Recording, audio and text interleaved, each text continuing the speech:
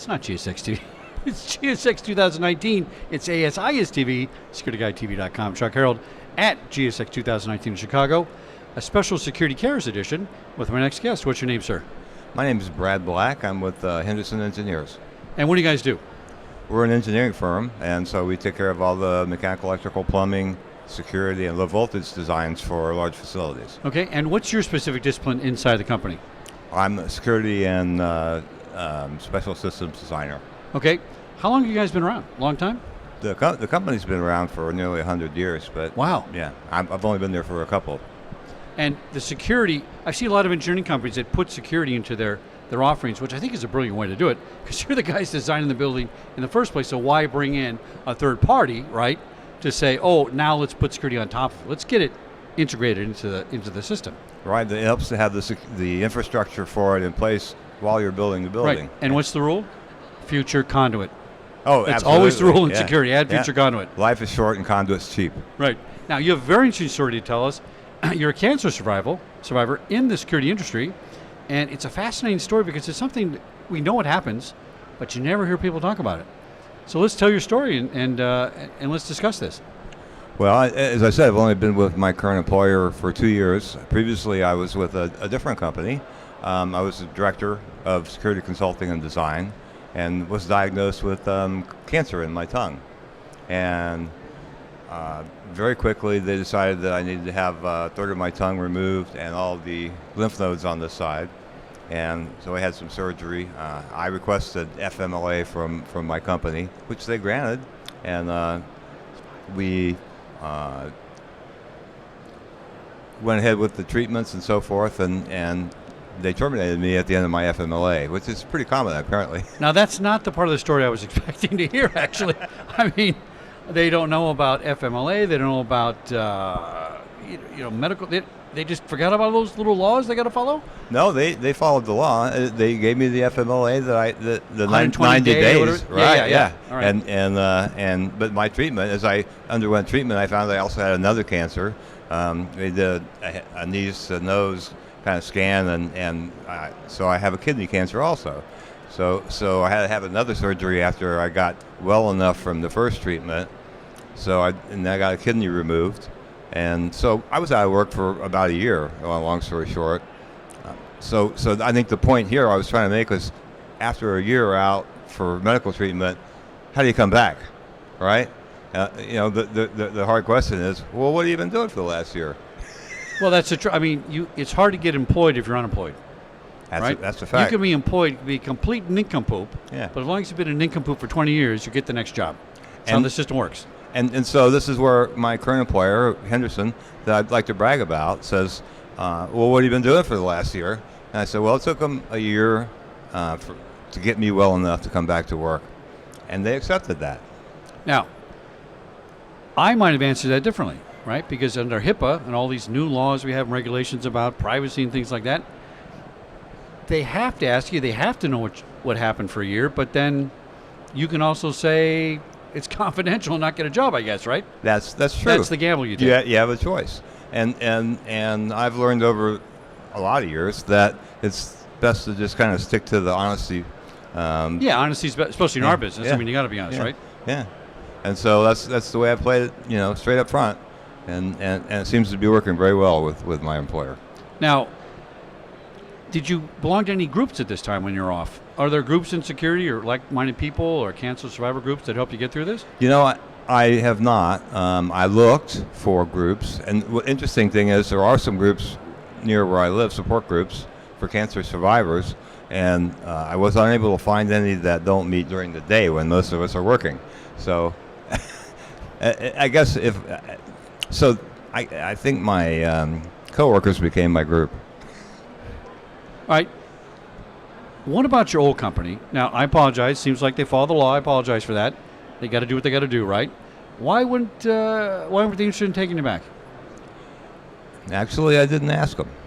Okay, that's an honest answer.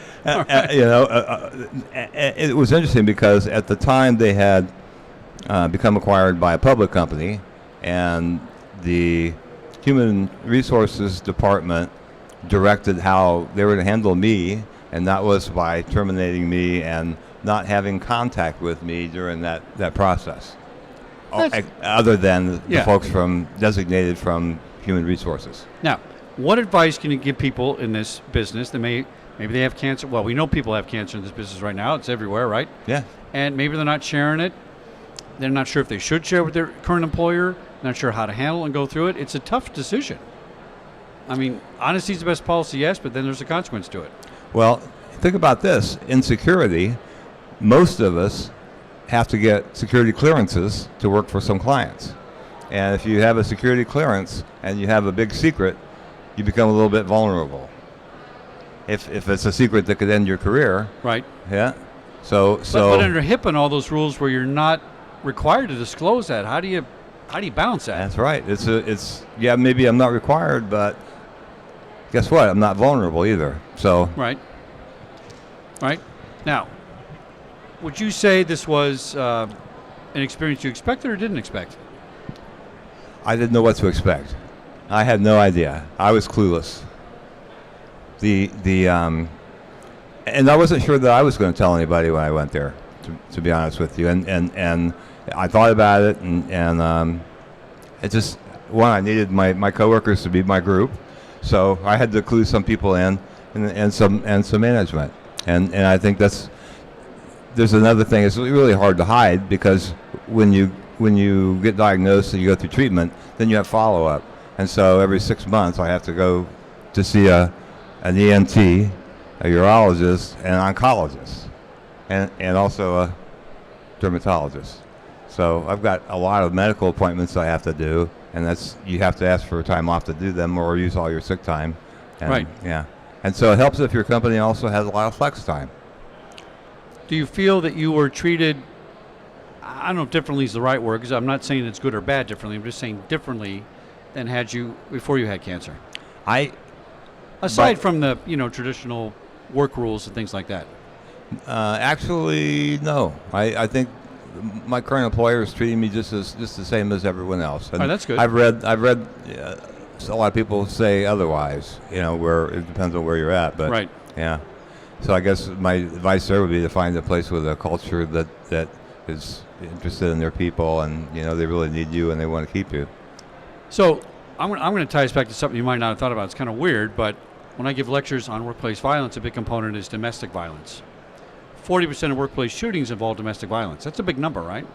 And when I go to give a lecture to a private company, every single time a woman or a man in the audience raises their hand and says, I'm a victim of domestic violence, and I've been here 30 years and never told anybody. And then they felt comfortable telling anybody. And the second it got out, everybody's talking about it. And then what? It's okay. It's the norm. Are you finding any of this in the workplace now, where this is kind of a more discussed topic? In the old days, it was like, where's my police buddy? Well, he got pancreatic cancer. He's going to go home and die. And, we didn't know what to do about that. It was a different culture back then, right? And you felt sorry, and individual people contributed. But are we finding as a culture in security, we're talking about this stuff more? You're talking about it here in public. I mean, that's a big deal. Yeah, I think that's something that, just for me, is something I feel better doing. And if in some way that helps anybody anticipate something for a friend or a coworker or a family member, hopefully it would help. Because I didn't know at all what to expect. So there's some things that happen that are part of the process that it's good to know about. Any lessons you can help apply to your profession right now?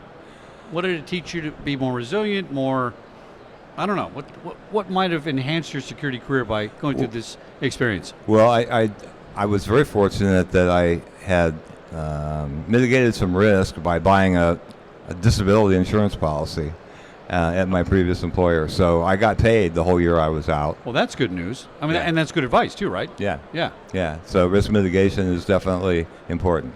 I'm wondering if the security industry has things like this. That's something I never thought about, because for my PD, I had a good insurance policy, kind of covered all kinds of things. But as an industry, that might be something to think about when you go to work or switch jobs. Hey, ask about what's involved in that.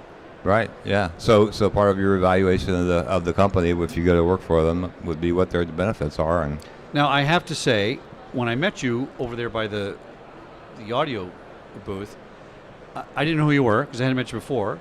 And anybody that hangs around, I go, you know, that's probably the next guest. And I didn't think you were my cancer survivor guest. You wear it well, I must say. Yeah, I lost 60 pounds in that time, 40 of which I needed to lose. Yeah. and so I probably gained 40 of the 60 back, but I'm working on. I overshot the mark a little bit, but I'm working on getting it back down to kind of better. Well, spot. I gotta say, you look fantastic. You know, it's all about attitude, right? Yeah. I mean, that's 50-60% of success is you're gonna get through with your attitude as well as the treatment and things like that. Yeah. You know, when you're ready to go back to work, it helps if you just go ahead and do it. Just Right. leap in. What advice would you give to our listeners who might be in this predicament? Yeah, I would say, just keep on putting one foot in front of the other, because it gets better. It just continuously gets better. You go through radiation treatments. I was telling the lady over here, I had radiation in my head, which is the same thing as radiation or chemo brain. It puts you into a kind of a difficult to concentrate place. Makes your brain a little unreliable for quite a period of time. And I was still overcoming that when I went back to work. So it does keep going better. And sometimes it's hard to tell whether that's an effect of the treatment or an effect of getting too old to work. But it's just somewhere in the middle there, maybe. Now, don't feel so bad. That happens every interview I do. So you're a good company, my friend. All right, give us your name one more time. Your name? Brad Black with Henderson Engineers. And what's the name of the website for your company? www.hendersonengineers.com. Well, thanks for sharing this story on Security Cares at ASIS GSX 2019. Brave man, come up here and talk about it. I honor you and I respect you and think that's great you did it. I really appreciate it. Thank you, Chuck. Back a minute here at GSX 2019 in Chicago on SecurityGuideTV.com and ASISTV.org.